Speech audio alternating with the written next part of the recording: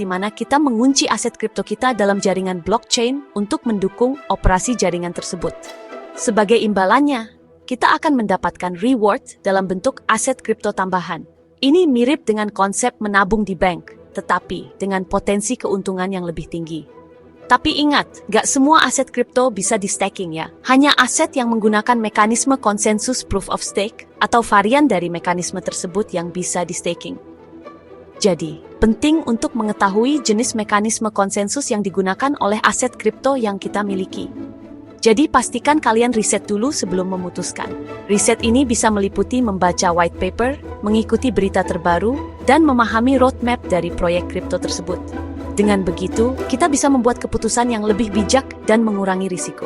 Nah, beberapa aset yang populer untuk staking, antara lain Ethereum atau ETH, Cardano atau ADA, Solana atau SOL, Polkadot atau DOT, Binance Coin atau BNB, dan Polygon atau Matic. Aset-aset ini memiliki komunitas yang kuat dan dukungan teknologi yang baik, sehingga sering menjadi pilihan utama bagi para staker. Kalian mungkin bertanya-tanya, kenapa harus riset? Riset membantu kita memahami risiko dan potensi keuntungan dari staking. Tanpa riset yang memadai, kita bisa saja terjebak dalam proyek yang tidak menguntungkan atau bahkan scam. Nah, setiap aset punya mekanisme staking yang berbeda-beda. Ada yang menggunakan mekanisme staking langsung di blockchain, ada juga yang menggunakan platform pihak ketiga. Masing-masing mekanisme ini memiliki kelebihan dan kekurangan yang perlu kita pertimbangkan. Ada yang butuh modal besar, ada yang lebih ramah untuk pemula. Misalnya, beberapa aset memerlukan jumlah minimum yang cukup besar untuk bisa mulai staking. Sementara yang lain lebih fleksibel dan bisa dimulai dengan modal kecil. Misalnya, Ethereum, untuk jadi validator independen, kalian butuh 32 ETH. Wow, lumayan juga ya. Ini bisa menjadi tantangan bagi banyak orang, terutama mereka yang baru memulai di dunia kripto.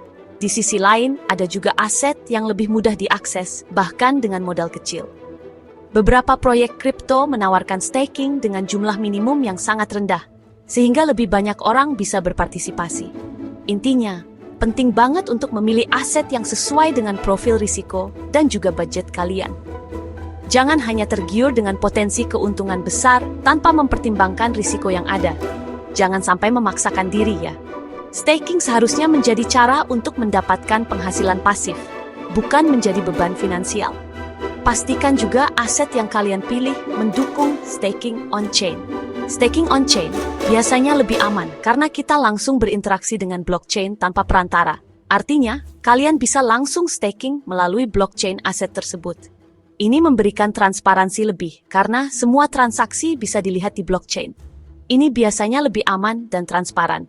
Kita bisa melihat semua transaksi staking yang terjadi, sehingga mengurangi risiko kecurangan. Kalian bisa cek di situs web resmi aset tersebut atau di platform informasi kripto terpercaya. Selalu pastikan informasi yang kalian dapatkan berasal dari sumber yang kredibel untuk menghindari kesalahan dalam pengambilan keputusan. Setelah menentukan aset kripto yang ingin di-staking, sekarang saatnya memilih metode staking yang paling sesuai dengan kebutuhan kalian. Memilih metode staking yang tepat sangat penting, karena setiap metode memiliki kelebihan dan kekurangannya masing-masing. Dengan memahami perbedaan antara metode-metode ini, kalian bisa membuat keputusan yang lebih bijak dan sesuai dengan tujuan investasi kalian. Ada 3 metode utama yang bisa kalian pilih. Setiap metode ini menawarkan cara yang berbeda untuk mendapatkan keuntungan dari aset kripto kalian. Pertama, staking di exchange. Ini adalah metode yang paling mudah dan praktis, cocok banget buat pemula. Exchange biasanya menyediakan antarmuka yang user-friendly dan proses yang sederhana, sehingga kalian bisa mulai staking dengan cepat tanpa perlu banyak pengetahuan teknis. Kalian cukup menyetorkan aset kripto ke exchange yang mendukung staking. Lalu ikuti langkah-langkahnya. Gampang banget kan? Proses ini biasanya melibatkan beberapa klik saja, dan kalian sudah bisa mulai mendapatkan reward dari staking. Kelebihannya, kalian nggak perlu repot-repot mengelola node sendiri, dan bisa langsung staking dengan modal kecil. Ini sangat ideal bagi mereka yang baru memulai dan ingin mencoba staking tanpa risiko besar. Tapi, ada juga kekurangannya. Kalian harus menaruh kepercayaan pada exchange untuk mengelola aset kalian. Ini berarti ada risiko keamanan yang harus dipertimbangkan. terutama jika exchange tersebut tidak memiliki reputasi yang baik atau pernah mengalami masalah keamanan sebelumnya. Kedua, staking dengan wallet. Metode ini memberikan kalian kontrol lebih besar atas aset kripto kalian. Dengan menggunakan wallet, kalian bisa memastikan bahwa aset kalian tetap aman dan hanya kalian yang memiliki akses penuh. Kalian perlu menginstal wallet yang mendukung staking, lalu mentransfer aset kripto kalian ke wallet tersebut. Proses ini mungkin memerlukan sedikit waktu dan usaha, tetapi memberikan kalian kendali penuh atas aset kalian. Setelah itu, kalian bisa memilih validator yang kalian percaya untuk mendelegasikan aset kalian. Validator ini akan membantu mengamankan jaringan dan kalian akan mendapatkan reward sebagai imbalannya. Metode ini lebih aman daripada staking di exchange, tetapi membutuhkan sedikit pengetahuan teknis. Kalian perlu memahami cara kerja wallet dan bagaimana memilih validator yang terpercaya. Ketiga, menjalankan node validator. Ini adalah metode yang paling kompleks, tetapi menawarkan reward paling besar.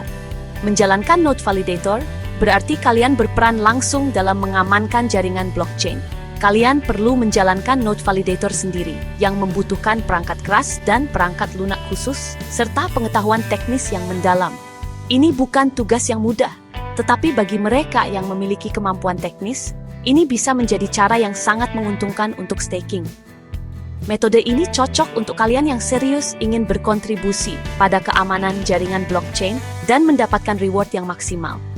Dengan menjalankan node validator, kalian tidak hanya mendapatkan reward yang lebih besar, tetapi juga membantu menjaga integritas dan keamanan jaringan blockchain. Jadi, metode staking mana yang paling cocok untuk kalian? Pertimbangkan kebutuhan, kemampuan teknis, dan tujuan investasi kalian sebelum memutuskan. Dengan memilih metode yang tepat, kalian bisa memaksimalkan keuntungan dari aset kripto kalian dan berkontribusi pada ekosistem blockchain yang lebih aman dan efisien. Nah, sekarang kita sampai pada bagian yang paling menarik, reward staking. Reward staking adalah salah satu alasan utama banyak orang tertarik untuk berpartisipasi dalam staking. Ini adalah cara yang bagus untuk mendapatkan penghasilan pasif dari aset kripto yang kalian miliki. Reward staking biasanya diberikan secara berkala, tergantung dari jaringan dan mekanisme staking yang digunakan. Beberapa jaringan memberikan reward harian, mingguan, atau bahkan bulanan. Ini berarti kalian bisa melihat pertumbuhan aset kalian secara berkala. Kalian bisa mengecek reward yang sudah kalian dapatkan melalui wallet tempat kalian staking, platform exchange, atau situs blockchain explorer. Wallet biasanya memiliki fitur yang memungkinkan kalian untuk melihat total reward yang sudah kalian kumpulkan. Besarnya reward staking juga bervariasi, tergantung dari beberapa faktor, seperti jumlah aset yang kalian staking, durasi staking, dan juga kondisi pasar. Semakin besar jumlah aset yang kalian staking, semakin besar pula reward yang bisa kalian dapatkan. Tips dari saya, pilihlah validator atau staking pool yang memiliki reputasi baik dan track record yang solid. Validator yang baik biasanya memiliki tingkat uptime yang tinggi dan jarang mengalami masalah teknis. Hindari pool yang sudah terlalu besar, karena rewardnya akan dibagi ke lebih banyak orang. Pool yang terlalu besar mungkin terlihat menarik, tetapi reward yang kalian dapatkan bisa lebih kecil, karena harus dibagi dengan banyak peserta lain. Pastikan juga untuk memeriksa apakah staking yang kalian ikuti fleksibel atau locked. Staking fleksibel memberikan kalian kebebasan untuk menarik aset kapan saja, yang sangat berguna jika kalian membutuhkan likuiditas cepat. Staking fleksibel